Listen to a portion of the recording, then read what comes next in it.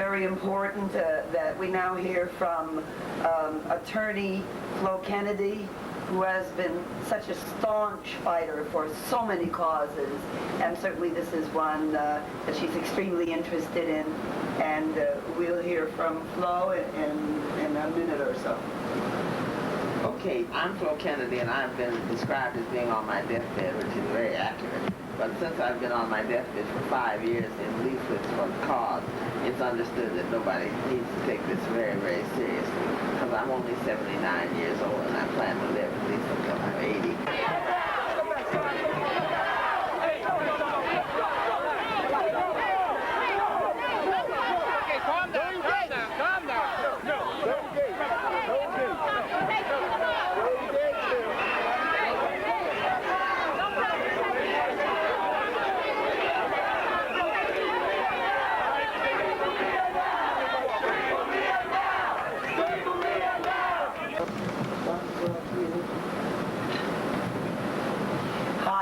I'm Carol Taylor, and we're with the Flo Kennedy Show.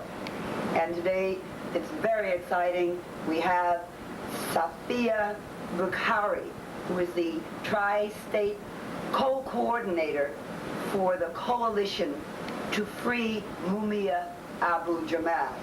Now, all of us have just come from 34th Street, Penn Station, and there was a tremendous demonstration for Mumia Abu-Jamal.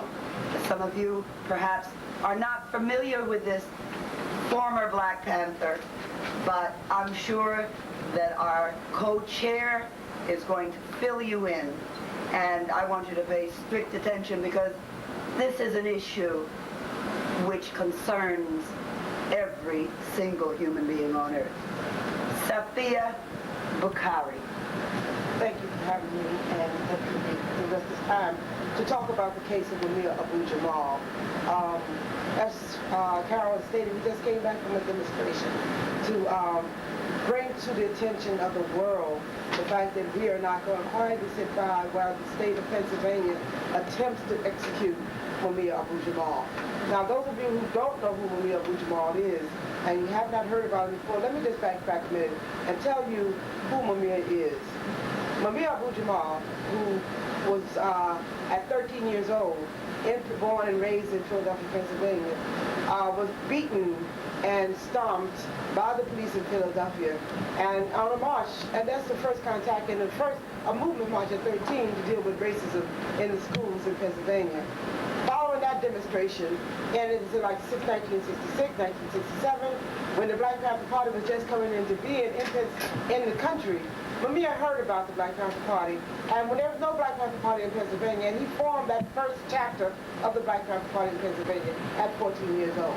By the time he was 16, he was Minister of Information, Deputy Minister of Information of the Black Panther Party in Pennsylvania, and he was started on his road to become the renowned journalist, internationally known journalist that he is today. After the demise of the Black Panther Party, Mumia went on to continue his journalistic work and kept on with tradition of speaking out against racist police brutality, against racism period, and against oppression wherever he saw it in Pennsylvania. He used his journalistic style to bring this to the attention of the people and bring it out and expose what was happening in Pennsylvania.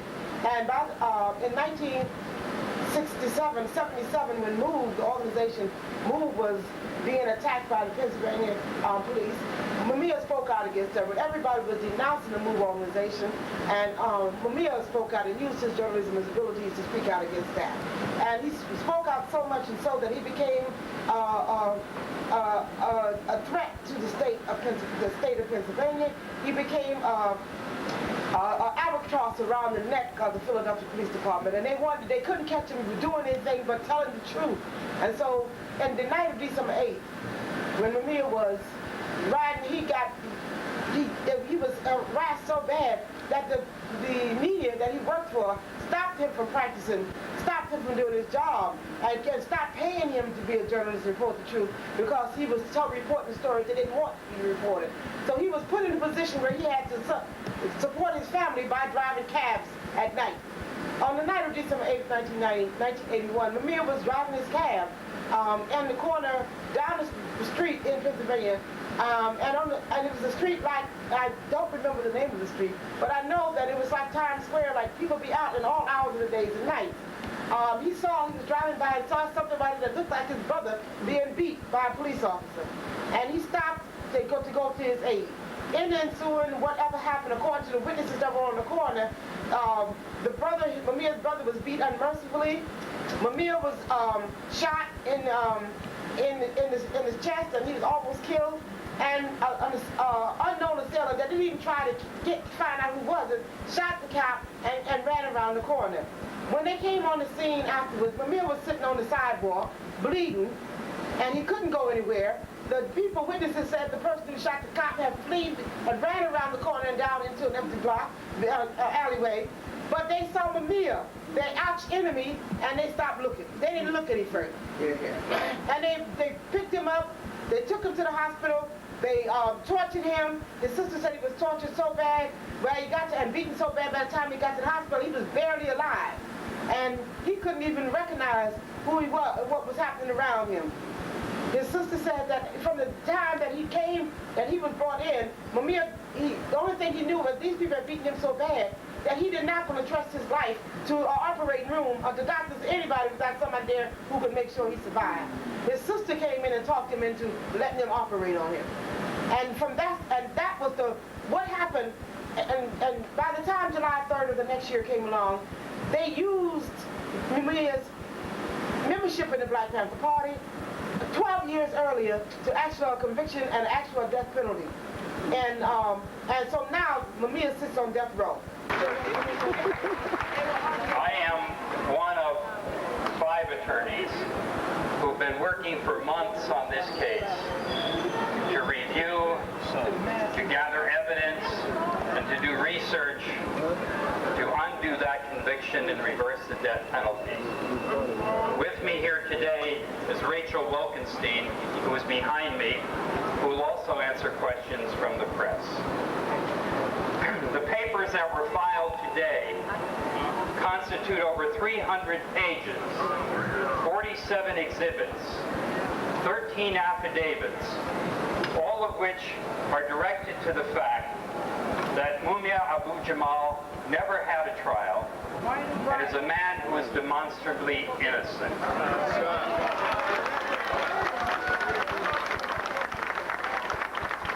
We also point out that Judge Sabo should not be sitting in judgment on any of these papers.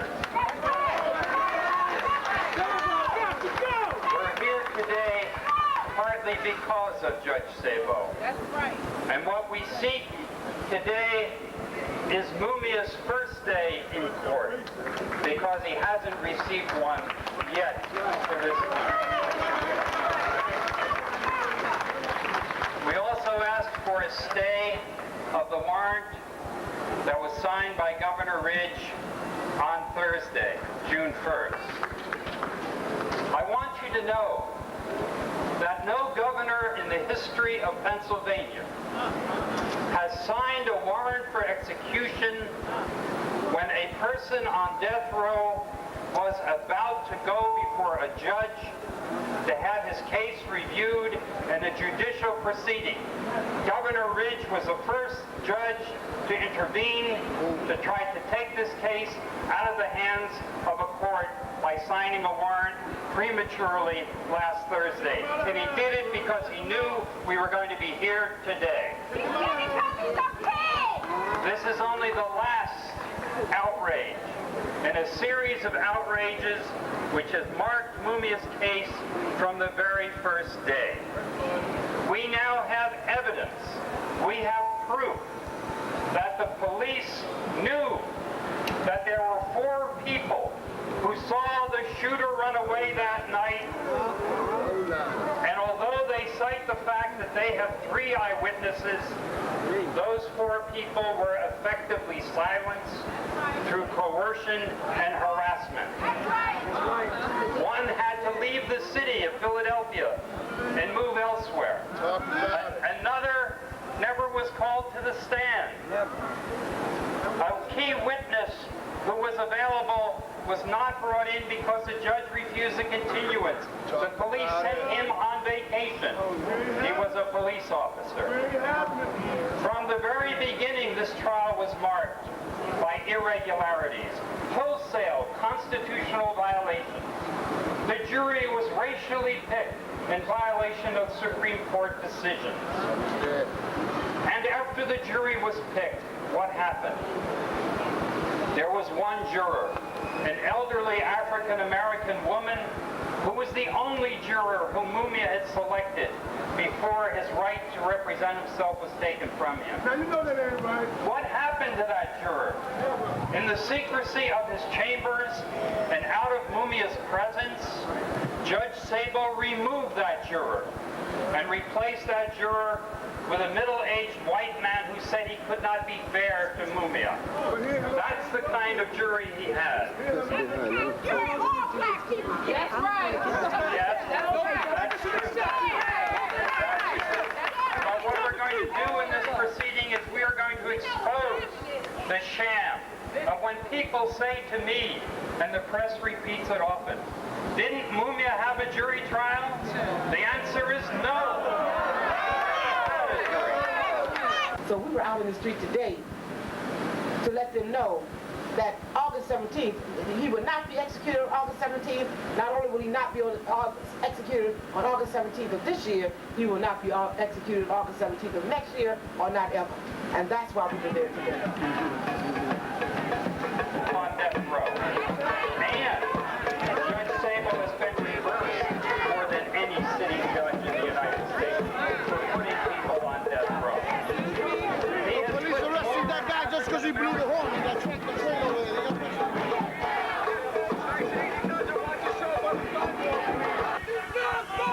Our sign says that August 17th is the commemoration of Marcus Garvey's birthday.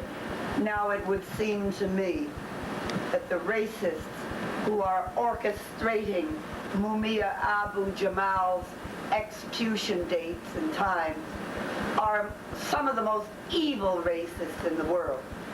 No one can tell me, as a black activist, female, that they did not know that Marcus Garvey's birthday commemoration was on the 17th.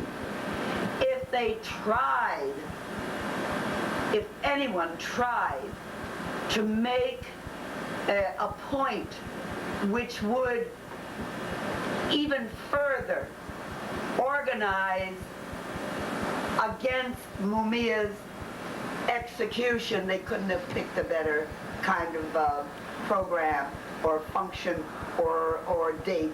I think I want to thank them very much for doing that, because even people who are sitting on the sidelines now are thrown into a turmoil and a questioning of why would anybody be so evil as to do this.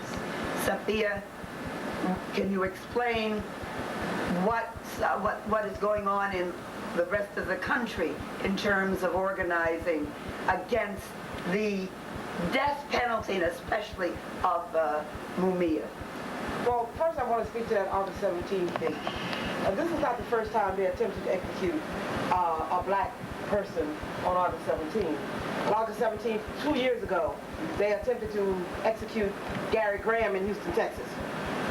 And when they attempted to execute Gary Graham in Houston, Texas on August 17th, they got as far as to have him within 3 hours of execution.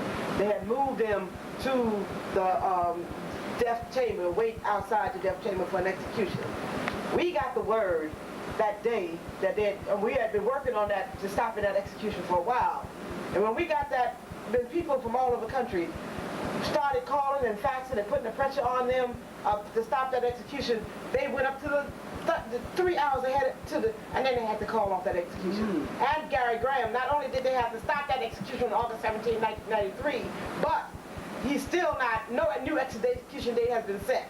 And matter of fact, they have a hearing going on in Texas now to determine whether or not he stays on death row, to give him a new trial or not. So what we're saying is that the people all over the country stopped them from executing Gary Graham on August 17th of 1993.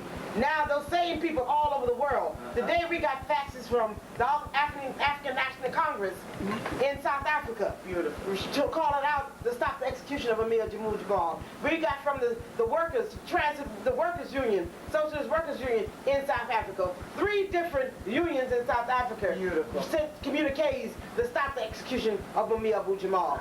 We got faxes from Germany, from the so-called spy that they said was the one who helped them out, the U.S. spy for the U.S. who was acquitted, faxed a letter, who just recently got acquitted, faxed us to stop the execution of Mumia Abu-Jamal here. People there were demonstrations in 7 countries around the world today and 35 states in the United States, simultaneously calling for the stop the execution of Mumia Abu-Jamal. So people are working. People know that this is not this is not one. This is just the first shot in a long struggle. But it has to start here, and we're going to keep carrying it on. I know specifically that there are demonstrations going on all week in different places. The ones who weren't able to do it today, some did it yesterday, some did it the day before, and they're going to continue. We're going to continue the push for have people out in the streets. And not only are we going to do that, we spoke with State Senator Roxanne Jones out of Pennsylvania on Saturday. She called into the radio show on WBAI, and what she said was that she started off as a welfare worker, a welfare mother. She was on welfare, and then they elected her to Congress, and then she was going in to the state senate in Pennsylvania today to raise the issue of what are they going to do to stop this execution from taking place. And not only were they doing it, they were talking about interacting with the black caucus and people of all persuasions that they got to take a stand. There's no more straddling the fence. There's no more, it's not my struggle and I'm not going to get involved. Everybody that we can make contact is going to have to take a position. And one of the things that was so moving about this, I just want to go back to that demonstration today. We didn't have a permit to demonstrate today. We didn't have a permit for a sound system today. We had the people power. We decided that we were going into the street and make sure that Mumia was not going to be executed. They refused to give us permit. We did it anyway. And nobody was arrested. We did what we went there to do, and we left because we have a struggle to deal with, and we're not going to let them deter us from the path that we're going to take, the free of Mumia Abu-Jamal. That's beautiful. The attorney, Lady Wineglass, has talked to us and explained to us some of the details about Mumia's case. Some of the injustices that were visited upon Mumia when he was persecuted and railroaded to the electric chair. I want to say to the brothers and sisters here, to all of the people here, that we have to have a clear understanding of what's going on in this country right now.